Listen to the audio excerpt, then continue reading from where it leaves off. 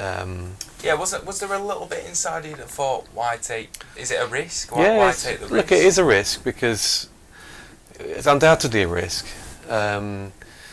Because you don't know how things are going to take off. There have been ventures in the past that have attempted to muscle their way into the market and have failed.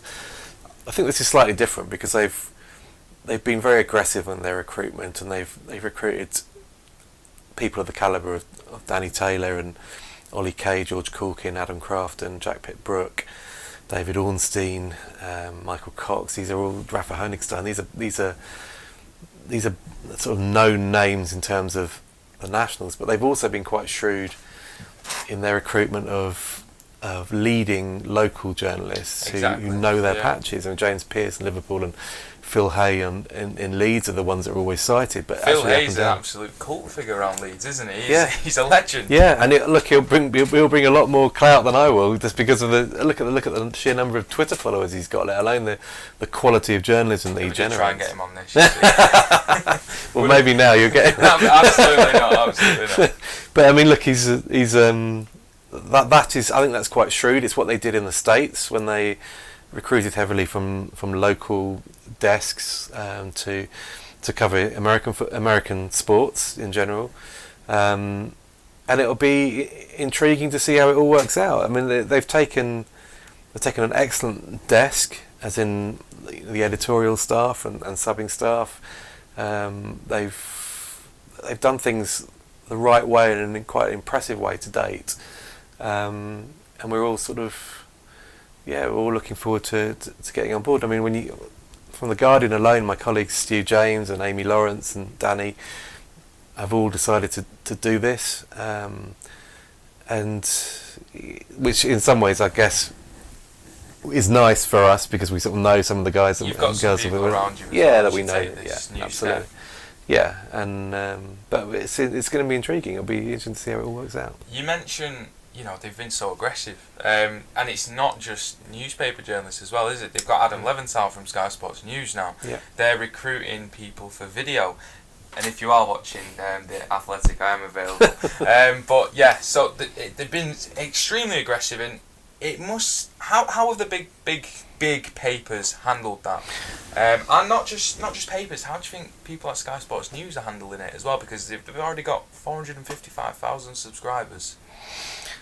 It's crazy. I don't think Sky Sports News will be too concerned about it. I mean, it's another competitor out there, but I think the type of article that the Athletic is generating is not really something that's going to that Sky Sports News are going to lose sleep. If they were to make the move into big video as well. If they did that ultimately, that would be interesting. But I think that's a bit further down the line. I don't think they're quite looking at that yet. We'll see what the future holds, but they need to make a success of this first. The newspaper's attitudes to it has been very interesting and contrasting, really. I mean, some of them have fought back and have been very aggressive in retaining their staff, and others have accepted they can't really compete, and they've remodelled and maybe use it as an opportunity to refresh in different ways, which is absolutely their policy. The bottom line is this industry has been suffering for years. Throughout the 20 years I've been working in it, it's been shrinking and shrinking and shrinking. It's been doom and gloom all the way, and then suddenly you get a company coming in and investing heavily in journalism and journalists in this country, creating 50 odd jobs at a new entity. Those 50 people are leaving other things and their jobs are being filled, so they're generating jobs that way. It should be considered an opportunity for the industry to revive almost. They should be looking at it and thinking, wow, this is an opportunity for all of us now, and it will hopefully up standards. I guess it will offer opportunities that weren't there previously, and it'll breathe life into it all. I mean, that to me that is the attitude it should be towards it. I know others are looking at it and thinking, some people haven't taken it that way. No, they haven't. Other journalists as well. You're due to announce it, and we were talking about before, you do expect to receive a little bit of backlash, as other people have had when they've announced it on The Athletic. Why do you think some people are so, maybe not open to change, but are not happy about The Athletic? I suspect, I mean... I don't want to put you in... No, the people I talk to are generally really enthusiastic about it and supportive, and think these are my mates in the industry, people I've been working at papers for years. They look at it as they see the positives in it. We'll become a competitor to a certain extent. But then again, how is The Athletic going to compete? It's not competing on the same level or the same things as, say, the Sun or the Mirror. It's just not. They're targeting different areas and to write different types of pieces. So there's not direct competition in that respect. I can see why some journalists, particularly on social media, have found it difficult to cope with the sort of barrage of tweets and promoting The Athletic. But then, this is a subscription-based service. That is the way that The Athletic drives its subscriptions, and the mute button is there if people need it, or the unfollow button, or whatever, or block if you really have to. But that is the way things are. That is how The Athletic needs to drive its business, and to generate those subscriptions that justify the outlet that they've made. So if we're all sort of offering discount codes or promoting each other's tweets, I would say that I do that anyway at The Guardian. I do that for my colleagues Dave Heitner and Steve James and Danny. Exactly, I'm forever promoting their tweets, and it just seems that I think the new entity, people don't really know what it is, and they've objected to that. But in time, things will settle down and people will realise what's going on.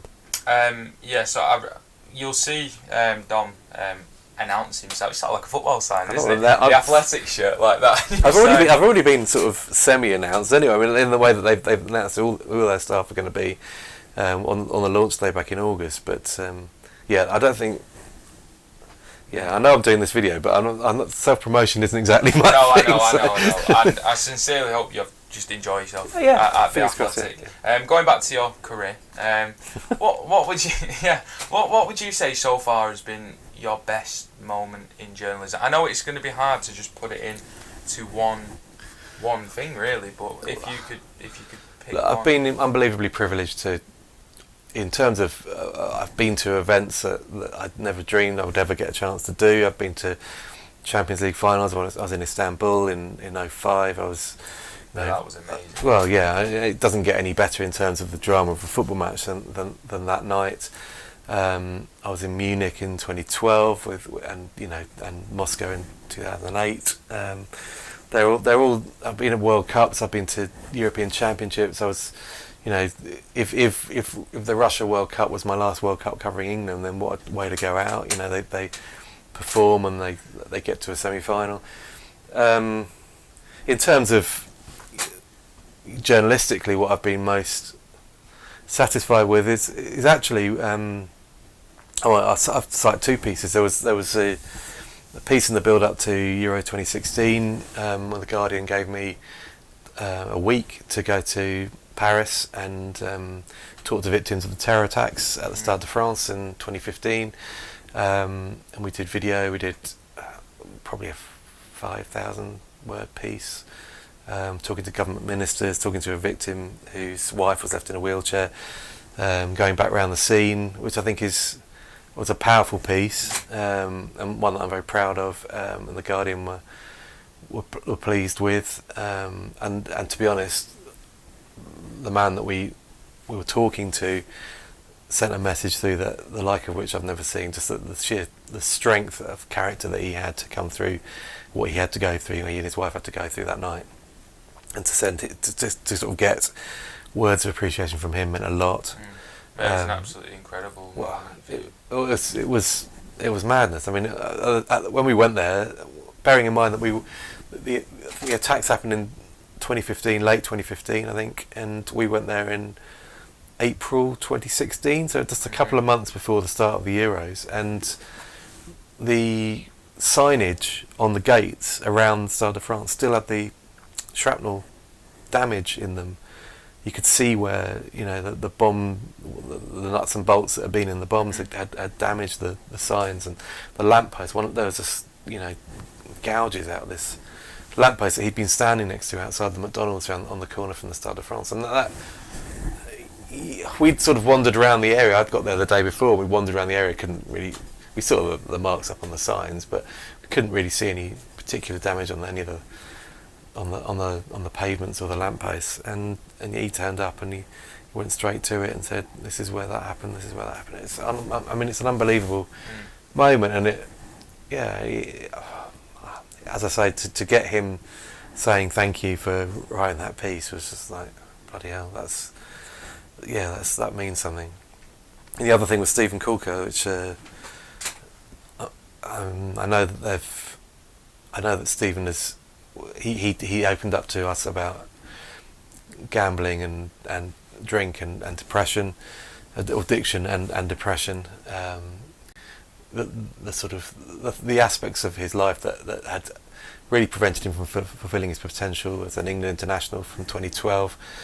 His career was sort of dwindling away when we spoke about it, but he wanted to go public, and he was somebody I knew sort of vaguely before. I'd done a piece with him before, but for him to have the faith in me to write that piece meant a lot. And I know there have been periods in the time since when when football has struggled to come to terms with the issues that he's talked about, where he might have had a sense of regret about doing it, but he tells me that more often than those, he's proud to have put it out in the public arena and helped others to work out where they're going wrong or what's happening with them. And absolutely. Well, you must be incredible when you see a story that you did with Stephen leading to other players talking about their feelings. You know, getting the ball rolling, it just must be magnificent to see that you've, even if it's a minute part, that you've played a part. It is a minute part because it's all down to the fella that you're talking to, and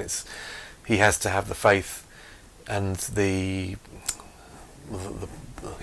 has to want to talk about it and to get it out there, and he's a very eloquent guy, Stephen. So that meant a lot, and I'm proud of them. But the 20 years has been brilliant. I've loved every minute of it, really, and I've been very, very lucky. It's not a real job, is it? Let's be honest. It's Don't say that. It is.